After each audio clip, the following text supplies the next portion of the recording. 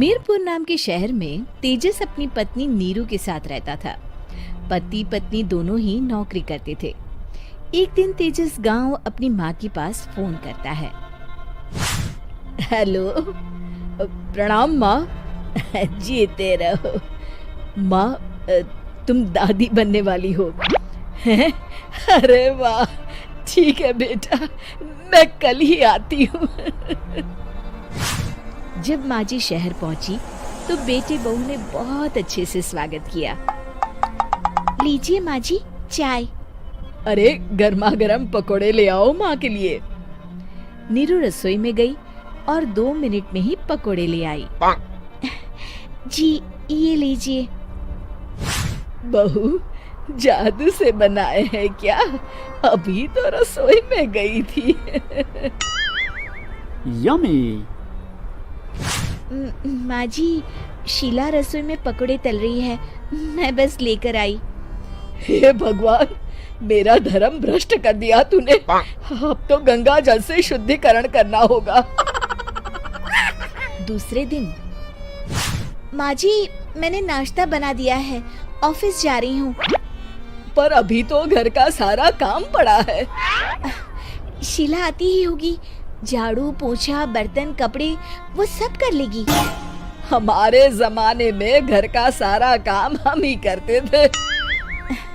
जी माँ जी, आप बहुत होशियार हैं, मैं घर ऑफिस दोनों नहीं संभाल पाती। तो जरूरत क्या है घर से बाहर जाकर चाकरी करने की? वैसे भी घर का काम खुद करने से घर में बरकत आती है, समझी? पर माँ जी। पर वर कुछ नहीं, इस महीने की पगार मिले फिर ऑफिस बंद। हाँ। रात को नीरू तेजस से कहती है, सुनिए जी, माँ जी बोल रही थी कि मैं नौकरी छोड़ दूं। वैसे ठीक ही तो है, अभी तुम्हें आराम की जरूरत है। फिर भी आराम कहाँ, शीला को छुड़ाने के लिए बोल रही थी। तो अब 24 घंटे में इतना काम तो कर ही सकती हो। पर जॉब पसंद है मुझे, घर पर मन नहीं लगेगा। अगले दिन जब दोनों ऑफिस के लिए निकल रहे थे, मेरी तो कोई कीमत ही नहीं है इस घर में। माँ जी, आजकल महंगाई बहुत है, रहन सहन भी बदल गया है, दोनों नौकरी करते हैं तभी ठीक रहता है। अच्छा, तू कहना क्या चाहती है? मेरा बेटा तुझे बिठा के खिला नहीं सकता? तू ही इस घर का खर्च चला रही है, हैं? नहीं माँ जी, मेरा वो मतलब नहीं था। मतलब खूब समझती हूँ, ये बाल धूप में सफेद नहीं किए मैंने। हाँ। अब तो ये रोज का काम हो गया था। तेजस भी रोज की झिकझिक से परेशान हो गया था। एक दिन उसने कहा, नीरू, वैसे भी तुम्हें मैटरनिटी लीव मिलने वाली है, तो अभी से ही छुट्टी ले लो। पर क्या, मेरी सैलरी अच्छी खासी है। आखिर नीरू ने रिजाइन कर दिया। जब बच्चा हुआ तो घर में सब बहुत खुश हुए। कुछ दिनों बाद तेजस फाइल देख रहा था। क्या हुआ तेजस, कुछ परेशान लग रहे हो? अब हाँ, वो हमारी जितनी सेविंग्स थी वो तो हॉस्पिटल में और छठी के फंक्शन में खत्म हो गई है नीरू। और अभी वैसे मंदी चल रही है तो मैं बोल रही थी कल मुन्ना को हेपेटाइटिस का टीका लगवाना है। नीरू, क्या पोस्टपोन नहीं कर सकते? नहीं जी, बिल्कुल नहीं। अब तेजस को समझ में आ रहा था कि उससे गलती हुई है।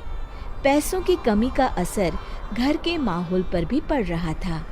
अगले दिन, बेटा मेरा चश्मा और ये दवाइयाँ ले आना, पर्चा देते हुए माँ जी ने कहा।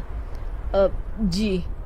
तेजस, मुन्ना के लिए दूध का डिब्बा और डायपर भी ले आना, और ये किराने के सामान की लिस्ट है, इसे भी लाना है। तेजस गुस्से में लिस्ट मरोड़कर फेंकता है और चिल्लाता है, पैसे क्या पेड़ पर उगते हैं? ये ले आना, वो ले आना। अरे पर ये जरूरत का सामान ही है। वो गुस्से में बिना कुछ कहे ऑफिस चला गया। अरे लंच तो ले जाइए। नीरू दौड़कर डिब्बा पकड़ाती है। एक दिन खाना खाने के बाद, नीरू, अब तो मुन्ना कुछ बड़ा हो गया, तो अब तुम वापस ज्वाइन कर लो ना जॉब। पर इस रिसेशन में जॉब मिलना बहुत मुश्किल है। ट्राई तो करो। फिर मुन्ना? माँ जी है ना, और एक फुल टाइम मेड भी लगा लेंगे। पर माँ जी, उन्हें तो पसंद नहीं। तभी माँ जी वहाँ आ जाती है और प्यार से नीरू के सर पर हाथ फेरते हुए बोलती है, अब मेरी समझ में आ गया बहू, पहले के और अब के समय में अंतर है। तुम काम शुरू करो, मुन्ना की जिम्मेदारी मेरी। मेरी प्यारी माँ जी। ये कहकर नीरू उनके गले लग गई। शिक्षा, परिवर्तन संसार का नियम है, हमें भी समय के साथ चलना चाहिए। उम्मीद है कि आपको हमारी ये कहानी पसंद आई होगी। कृपया हमारे चैनल को सब्सक्राइब करें और सभी अपडेट्स के लिए बेल आइकन जरूर क्लिक करें। और हाँ, वीडियो लाइक और शेयर करना मत भूलिएगा। Bye bye.